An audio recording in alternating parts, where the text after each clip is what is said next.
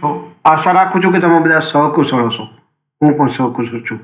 આજે 27 ફેબ્રુઆરી 2026નું current affair લઈને તમારા માટે હાજર થઈ ગયો છું. તો ચાલો મોડું ન કરતા આજનો વિડીયો શરૂ કરીએ છીએ.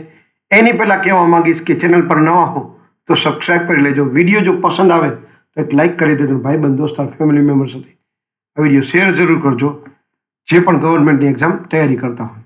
ચાલો મોડું ન કરતા આજનો વિડીયો શરૂ કરીએ છીએ.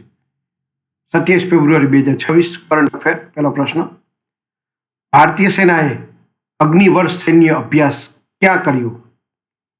સાચો જવાબ છે પોખરણ, રાજસ્થાન. બીજો પ્રશ્ન છે, વૈશ્વિક નિવાસ સૂચકાંક 2026માં પ્રથમ સ્થાન કોને મેળવ્યું? સાચો જવાબ છે ગ્રીસ.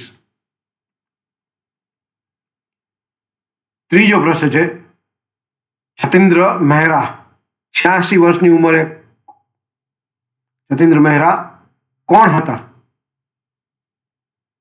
સાચો જવાબ છે વ્યવસાયી.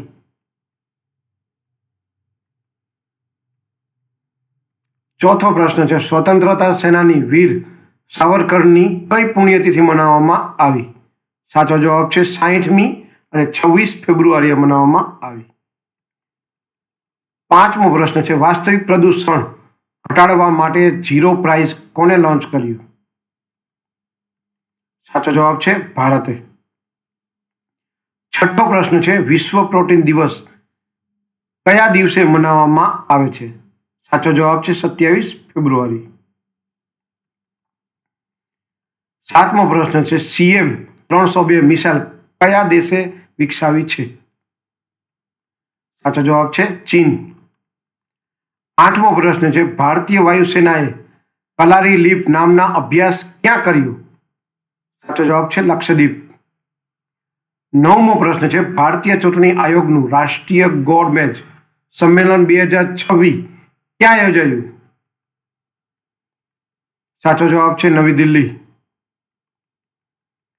10મો પ્રશ્ન છે, ઇઝરાયેલનો સૌથી મોટો પાર્લામેન્ટરી સન્માન મેળવનાર પ્રથમ વૈશ્વિક નેતા કોણ બન્યા? સાચો જવાબ છે PM નરેન્દ્ર મોદી.